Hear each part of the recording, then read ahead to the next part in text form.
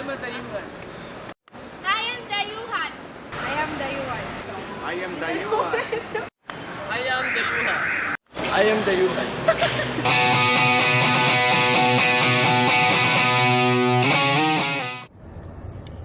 Ba yan? Uy, ano pinag-uusapan niyo? Ha? Ano sasabi mo?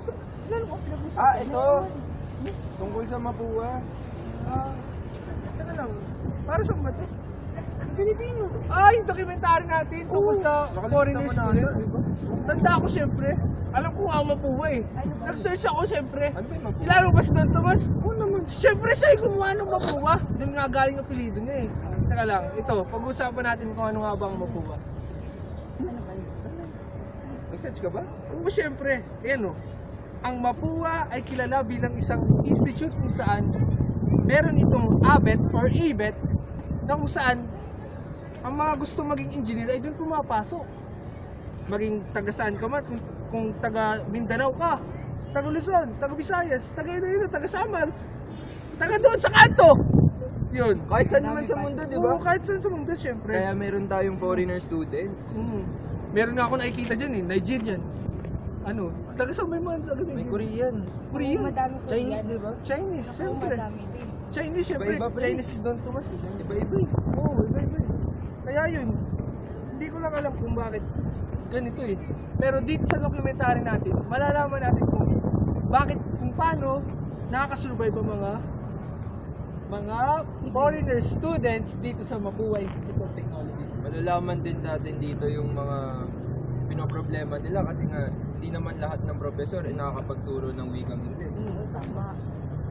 Katulad nung ano, nung sa kaklase ko dun sa humanities, nahihirapan siya mag-cope up eh.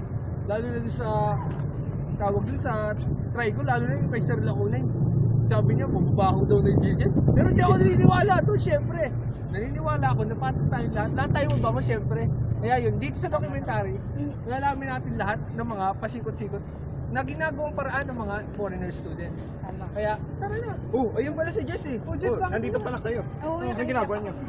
Kinag-usapan namin ito sa documentary. Di ba kagrupo ka namin? Ano gusto mo? Saan tayo pumunta? Para maintindihan mas maluwak at ang kaalaman nyo at saka maintindihan nyo. Pero tara, magtanong-tanong tayo. Tara. Wait, si Jess Walig gulo.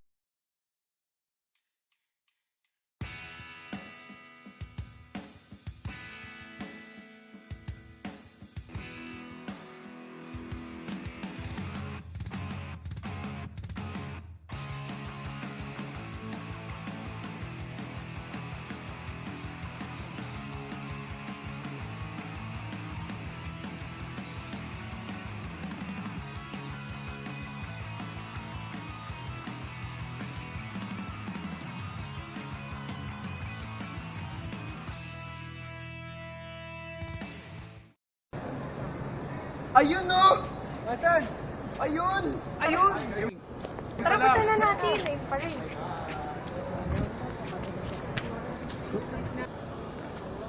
Park, how long do you live here? 2 years since. Do you know some Filipino words? Yes, I know. Can you give some Filipino words? Kinds of the bad word, like uso, sanka, nakatira, like kind simple word like that. Who taught you that words or were you adopted? Is there someone who taught you?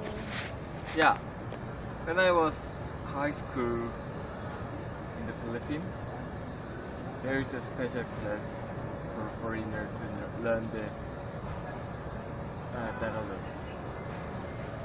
Do you think it is hard for you to be surrounded by Filipino students in Philippines? No, it's not. But they can speak English well. In entering Mapua, do you have problems? Do you have problems?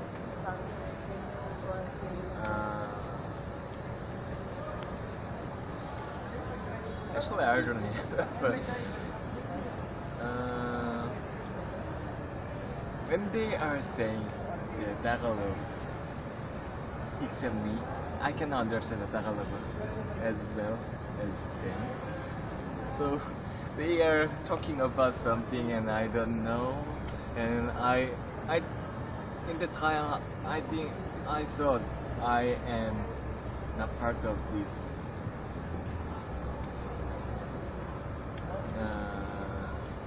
community. Like I feel lonely like that.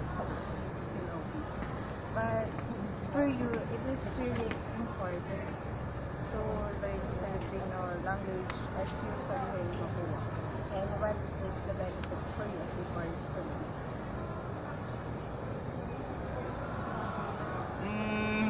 I don't know.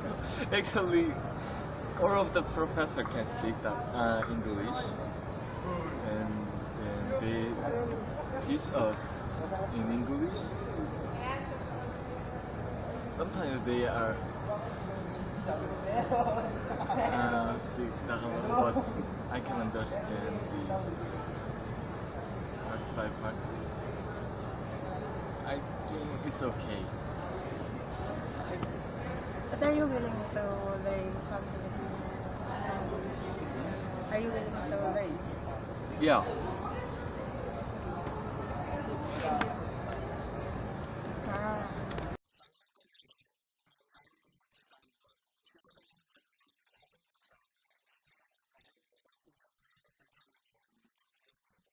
Sale, how long did you live here in the Philippines? I've been here for since the beginning of this term. Do you have any problems with the Filipino students here in Mapua? No, they've been very kind and understanding, and have such a happy personality. Yeah, they make things a lot easier. What do you think is the benefits of Filipino language in a foreign student like you?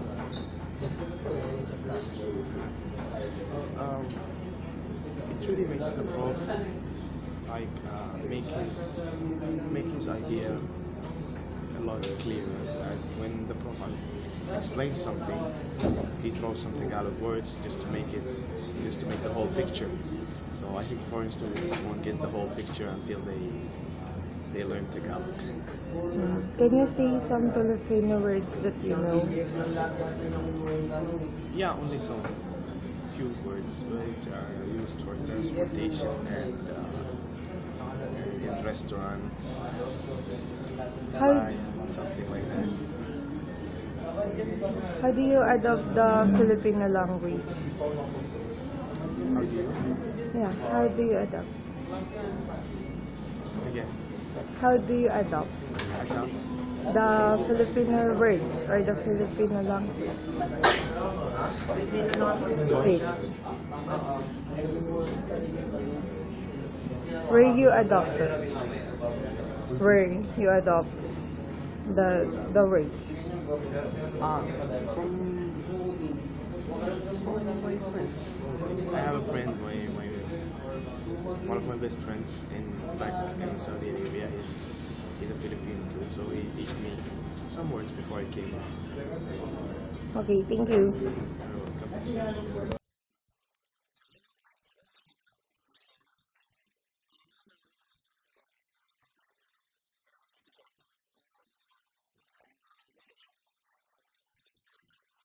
I am Dayuhan.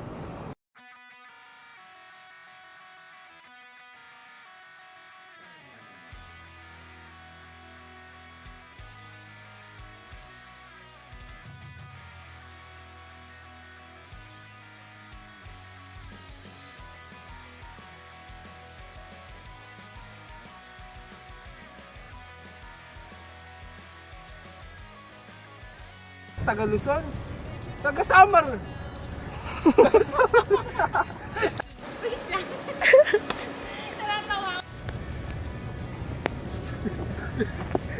Kaya dito kami nag-uusap eh. Paano ba? Hindi na mo. Sabi ko sa'yo, kasi ba?